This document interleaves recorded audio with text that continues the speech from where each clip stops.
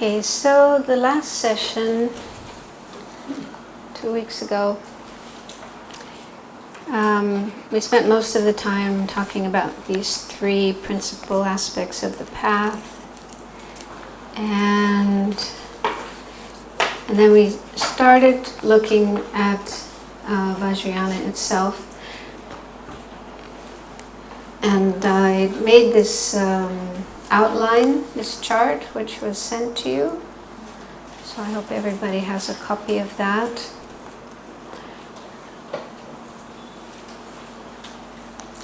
So we just started last time looking at letter D, page 1, letter D, which says how Vajrayana or Tantra is different from Paramitayana.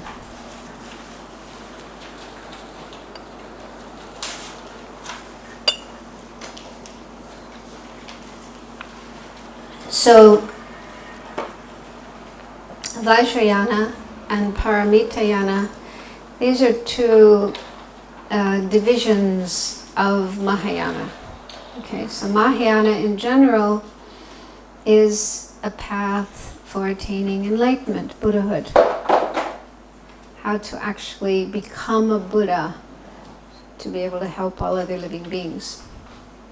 Okay, so there's two ways of becoming a Buddha, basically.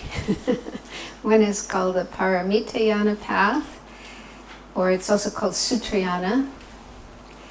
And the other is Vajrayana, or Tantra. So these are two different paths that go towards Buddhahood.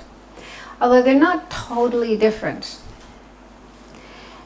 There are certain things that they have in common. So first let's look at those, look at what they have in common, and then look at what they don't have in common, in what ways they are different. So what they have in common is, first of all, the goal, what it is one is trying to get to, the destination, the goal, and that's Buddhahood.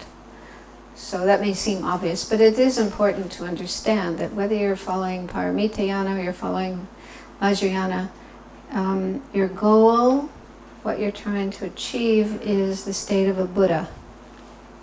Becoming a Buddha, and why? Why do we want to become a Buddha? Is it so we can retire and enjoy ourselves? No, that's not the right reason. It's to start working. It's like after you become a Buddha, then you start working. No, it's not that you only start working to help other sentient beings once you reach enlightenment. You're already helping others before you're enlightened, right? So, but once you become enlightened, then you can really help others in vast ways, incredible ways. So that's the purpose. The purpose is to help others, and becoming enlightened, becoming a Buddha, is the means to help others. Okay, another thing they have in common is that the motivation one should have for practicing is the same, and that is bodhicitta.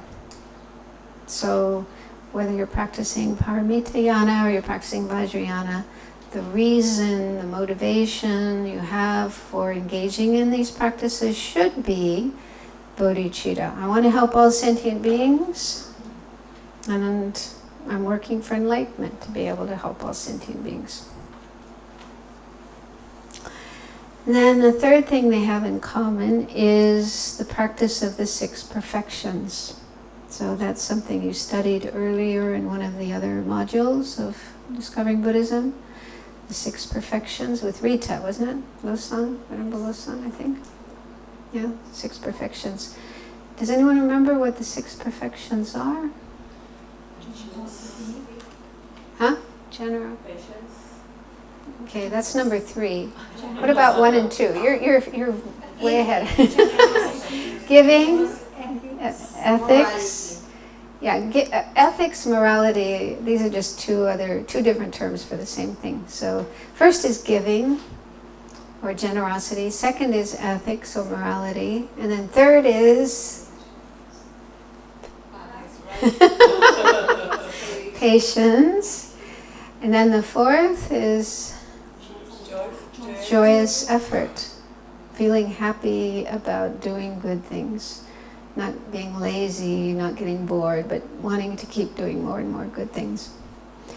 The fifth? Concentration. Yeah, or meditative. There's different terms. Meditative stabilization, that's kind of a mouthful. Concentration is a little easier. Then the sixth? Wisdom. Okay. So those practices, those six practices, six perfections, have to be practiced on both paths, whether you're practicing Paramitayana or you're practicing Vajrayana. You need to develop both of those and practice both of those. All six of those on both paths. And another thing they have in common is the view of reality, how things exist. In other words, emptiness. So there's no difference in that between Paramitayana and Vajrayana. It's actually the same. So on both paths you need to meditate on and understand emptiness. Although it is said that, in the Tibetan tradition, most Tibetan schools regard the Madhyamika Prasangika explanation of emptiness as being the most correct, the highest, the best. Yeah, emptiness of inherent existence. But you probably heard about Chittamatra, the mind-only school. You heard about that one? Yeah, where everything's like a dream. Everything we see is just projected by our mind. There's nothing really out there. So that's their view of emptiness. So it is said that with that view of emptiness, with the mind-only school view of emptiness, you can also practice Tantra, Vajrayana, and you can reach a certain level. You can't go all the way to Buddhahood with that view, but you can get pretty high, pretty far along. So there are some people who do that, in other words. There are people who, on the basis of the Chittamatra view, engage in Vajrayana practice, and they're able to go, part way to Buddhahood, part way to enlightenment, not all the way.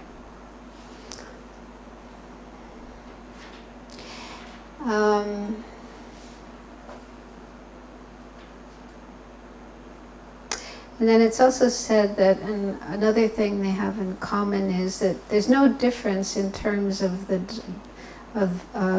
practitioners being of dull or sharp faculty.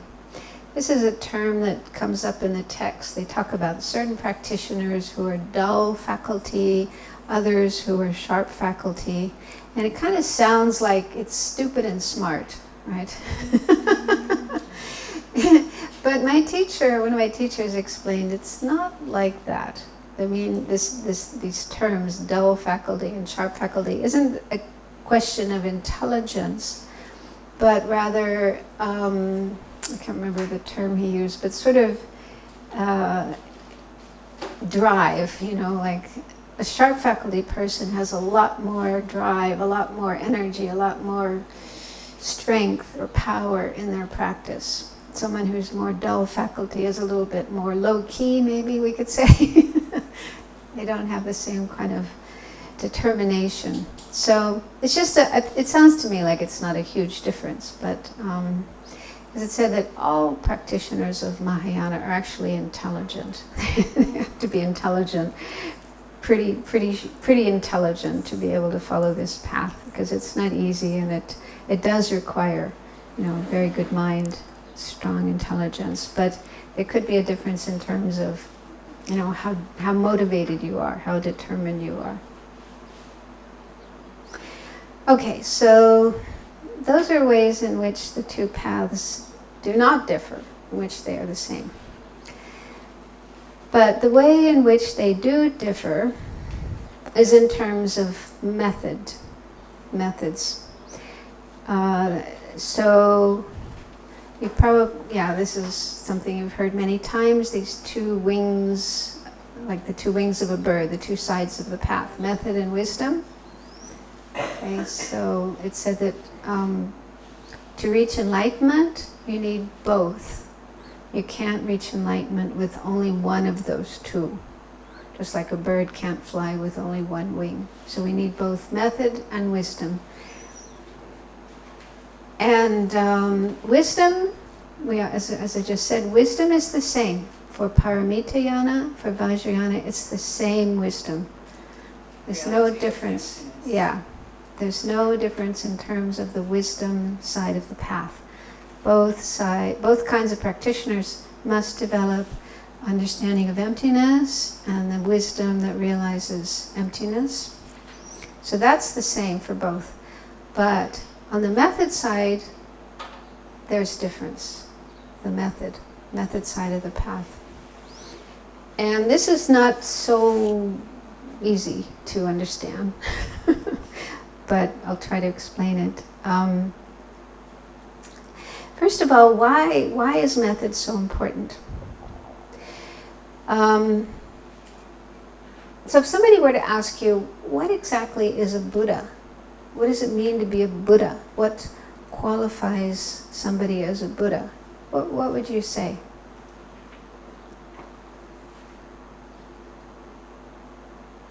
Like a definition of a Buddha. The one who is enlightened. Yeah. Which means that he sees emptiness directly. Or he unifies wisdom and method. And that brings him to the center. Mm-hmm. Well, that's okay, except that you can also realize emptiness directly and still not be a Buddha. The one who has awakened from the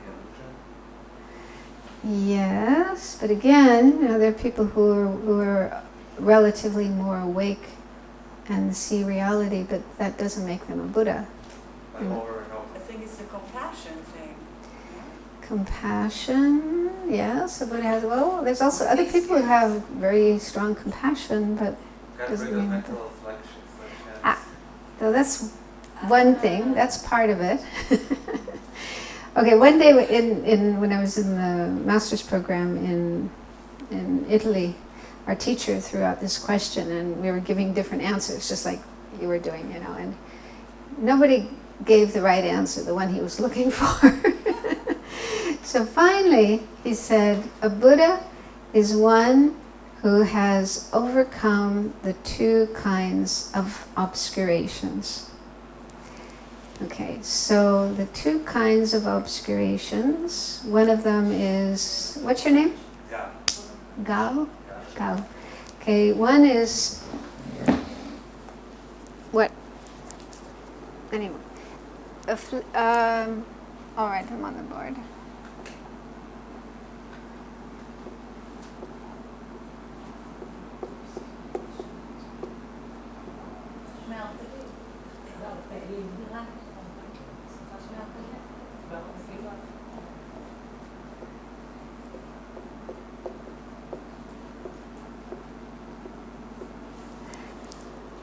So the first kind of obscurations are called afflictive obscurations, and that includes all the afflictive emotions or delusions like ignorance, attachment, anger, pride, jealousy. There's a long list of afflictions.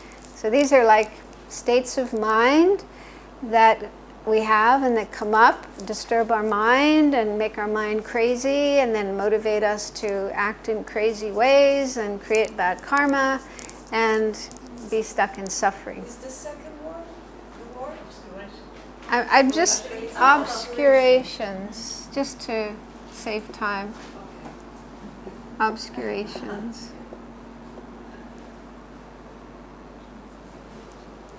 And these prevent liberation. This is also being said that an arahant, which is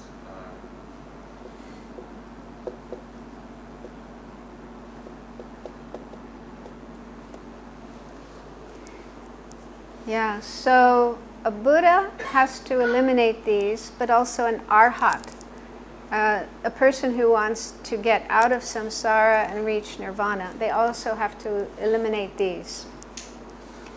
And then there's a second kind of obscuration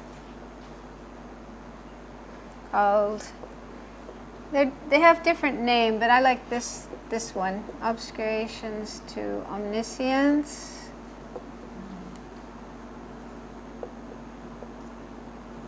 Sometimes they're called knowledge obscurations or cognitive obscurations, but I like this term, obscurations to omniscience, all-knowingness. The ability to teach also the path, like is one of the qualities of a Buddha. Well, yeah, being able to understand Expression of that. everybody's mind, and there's lots of qualities that a Buddha has that an arhat doesn't have. Okay, and so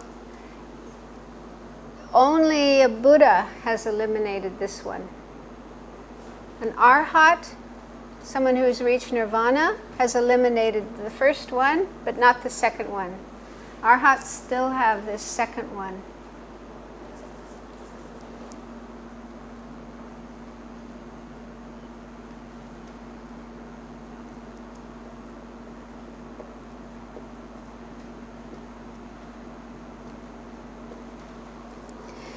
So if we define a Buddha as someone who has eliminated the two kinds of obscurations, then only a Buddha has done that. Nobody but a Buddha has eliminated these two obscurations. So that's what distinguishes a Buddha from others. Because other beings have compassion, other beings have the wisdom realizing emptiness, other beings have eliminated the first kind of obscuration, but not the second one. So only a Buddha has eliminated both types of obscurations. Huh? Can you go over the second again? Okay, the first kind of obscuration, afflictive obscuration, that includes all of the delusions, greed, hatred, ignorance, and so on. The second one, obscurations to omniscience, I didn't really explain what they are, but you've probably heard this expression before. They say if you have a container, like a pot, and you had garlic or onion inside of it for a while, yeah, and it's kind of smelly, strong smell. So even if you take away the garlic or the onion, there's still a smell there. You can still smell it. Yeah, a lingering smell, a lingering odor. So it's said that the obscurations to omniscience are like that. Even after we've completely eliminated all the afflictions, greed, hatred, ignorance, all the disturbing emotions, they're gone from the mind, but there's still this lingering traces of them.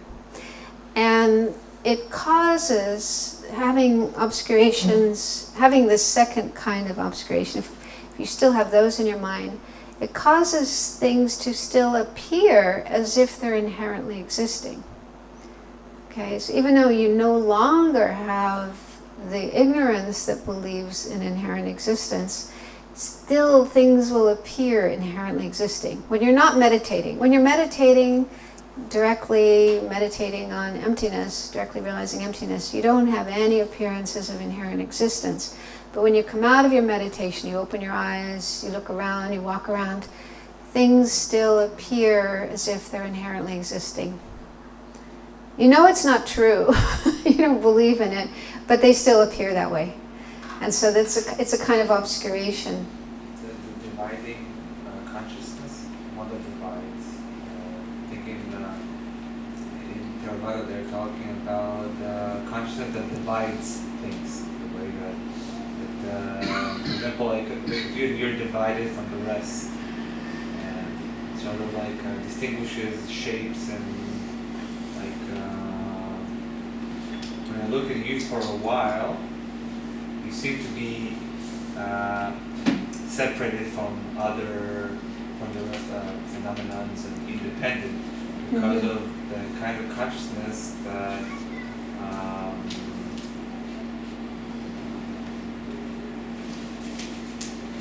thinks that recognize things because of the fast processing and I think it's a part of the qualities of the five aggregates also. Maybe discrimination, the third aggregate. Sometimes it's called discrimination. Consciousness? Right, the fifth one is the consciousness. The first one is the rupa and form, feeling, discrimination, compositional factors, and consciousness. Well, it's not explained that way in our tradition.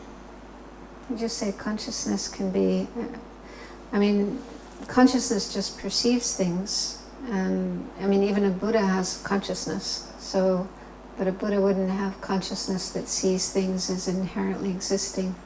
So anyway, the point is, this is said to be, this second type of obscuration is not mental. It's not consciousness. It's more imprints. It's imprints or tendencies that are left on the consciousness because of so many lifetimes of seeing things as inherently existing. This long habit of seeing things as inherently existing. So that has left these kind of subtle imprints on the mind, on the consciousness, that causes things to still appear inherently existing, even though they're not. So that's the second kind of obscuration. So it's not mind, it's not consciousness, it's another kind of phenomena. Anyway, so it said that a bodhisattva, someone who's striving to reach enlightenment, as they're progressing along the path, first they eliminate the first kind of obscuration, the afflictive obscurations. They clean all that away. Then they have to clean away the second type of obscuration in order to make the mind completely clean, clear, and enlightened, fully enlightened. Buddha. Okay, so this is the job. Somebody wants to reach enlightenment, they have to eliminate these obscurations. And what is it that eliminates these obscurations? How do we get rid of them? How do they go away? Practice. Purification. The first one is the 6 paramitas, right? With the 6 paramitas or the Eightfold Path.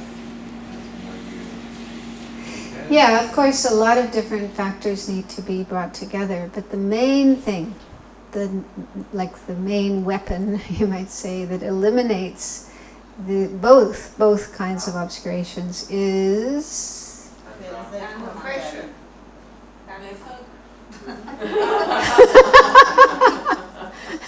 wisdom. Wisdom of emptiness, the wisdom that directly realizes emptiness. That is the thing that gets rid of these obscurations. It has to be conjoined with compassion and with concentration, of course, those other things, but it's mainly wisdom. Wisdom is like the antidote, the remedy, the medicine, the weapon that gets rid of these obscurations. And again, on both Paramitayana and Vajrayana, you have wisdom.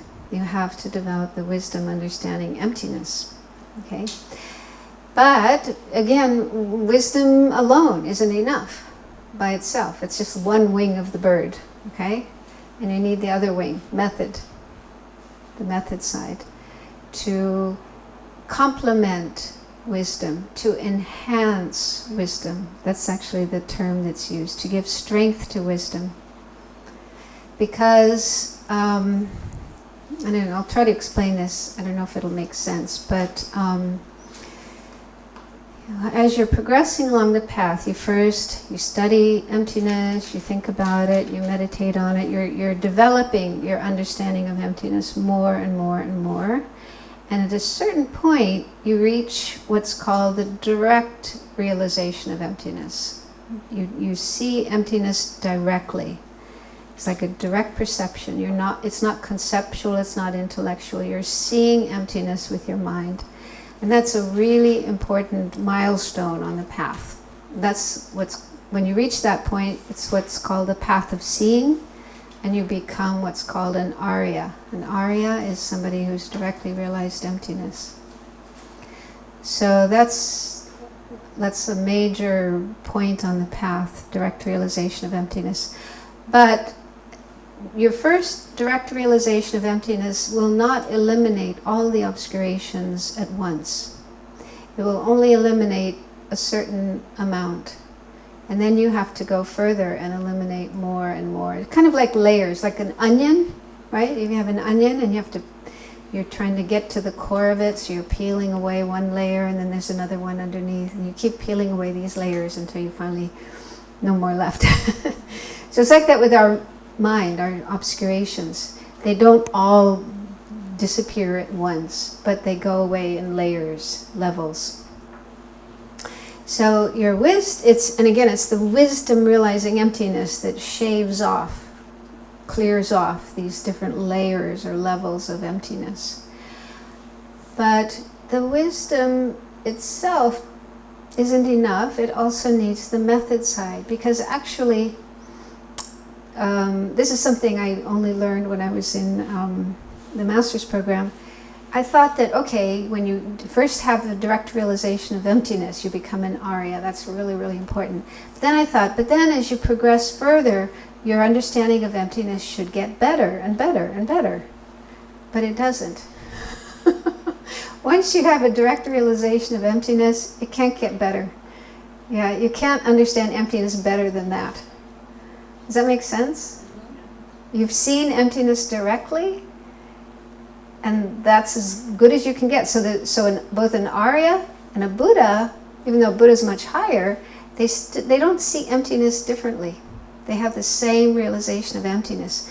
But what differs, or what changes, is that your realization of emptiness gets more and more powerful and able to eliminate the different kinds of obscurations. Maybe you could say it gets sharper, like a sharp weapon. It gets sharper so that it can eliminate the different obscurations. And what it is that makes your wisdom more powerful or more sharp is method, the method side of the path. So that's why method is needed. That's why we need the method side of the path. It's to sharpen our wisdom, to make our wisdom more powerful. Does that make sense? Sort of? You have a hand up? Yeah.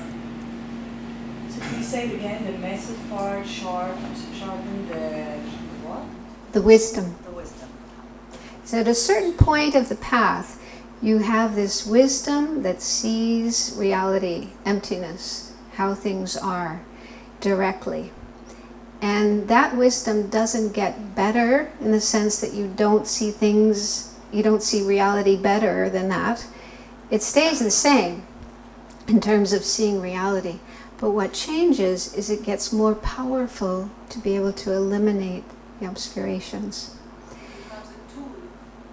Yeah, like sharpening it. That's, just like this sharpening a tool, making it sharper and sharper. Is that your question? There's another division of obscurations into innate and acquired. Yeah. Does it relate at all to this? Yeah, both of these two have subdivisions. One is called acquired, one is called innate. Innate means we're born with it. We carry it with us from past lives. So even a newborn baby, fresh out of the womb, all sweet and innocent, still has these obscurations in their mind. They're not, a clean slate. Their mind is full of these innate obscurations. The acquired ones are those that we develop. It can be by studying philosophy, but it could also be because of our environment and, government and education and parents. So we kind of acquire additional obscurations as we go through life. Yeah, so the acquired ones are easier to get rid of. Those go first. The innate ones are harder. They're more stuck in our minds, so that takes longer to clear away. I'm trying to make the emptiness more concrete. More what? Concrete. You want emptiness to be concrete. Okay, so take, Yeah, this, I know. this pillow or This camera, that they're not inherently existing, the parts and where they come from, etc. Yeah. But take me, for instance. I mean, I'm made up of what I ate, and I'm the cells, and I'm my parents, and I'm past generations, and all these things that make me complex. But what does that do to your perception and the way you relate to me? It can make you compassionate towards me, but can you take me seriously? In a way, like you can say, well, okay, he's all this, but you kind of forgive me for all my obscurations because I'm just the sum of all these parts. So what you're asking is if one were to understand the emptiness of a person like yourself, then would you still be able to have compassion and take seriously this person? Maybe what? Pity. No, not pity. That's because I'm in a previous life I was a murderer, or my parents were murderers in previous lives. yeah. I mean, this is a good question because again, it shows the importance of having these two sides of method and wisdom. Because if we only had wisdom and we meditated on emptiness and we realized, oh, everything is empty, there's no inherently existing I, no inherently existing others, no inherently existing world. So we could easily kind of lose touch with the relative conventional existence of things and think, well, there's no sentient beings anyway, so who needs compassion, who needs love, who needs to help others, right? So it's possible that you could go in that direction.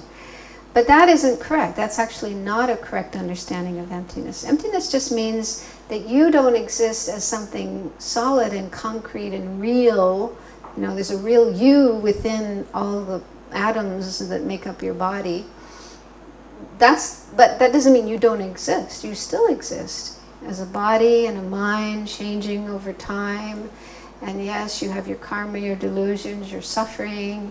And if I'm a bodhisattva, which I'm trying to be, I would still see you as a sentient being, a person who deserves compassion, who deserves love, who is suffering, who I want to help.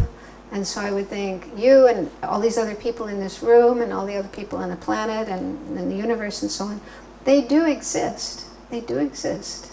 They just don't exist inherently, independently, as from their own side. I mean, it's hard to understand emptiness, what it really means, but it's kind of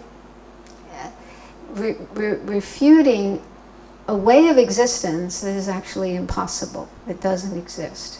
But it doesn't take away everything. It doesn't say nothing exists at all. Things do exist. People do exist. Sentient beings do exist. Suffering exists. The world exists. It just doesn't exist in the way that I normally see it. I give much more solidity and reality to things than they really have. So that's what we're taking away. That's what we're clearing away. This kind of false, it's almost like a false projection on top of things that isn't really there. I don't know if that's helping. But anyway, it is an important point that when you understand emptiness, that it doesn't wipe out the relative or conventional existence of things and people, sentient beings. Because that's the whole other side of the path. The Bodhisattva having compassion and love for all sentient beings and wanting to help them and give to them and be patient with them and so on and so forth. Though, the other 6 perfections. So that's part of the path too. That's why we need both sides of the path. Does that help? Actually, we should stop and have a break now, according to our schedule. So we'll continue afterwards, about 15 minutes. Yeah.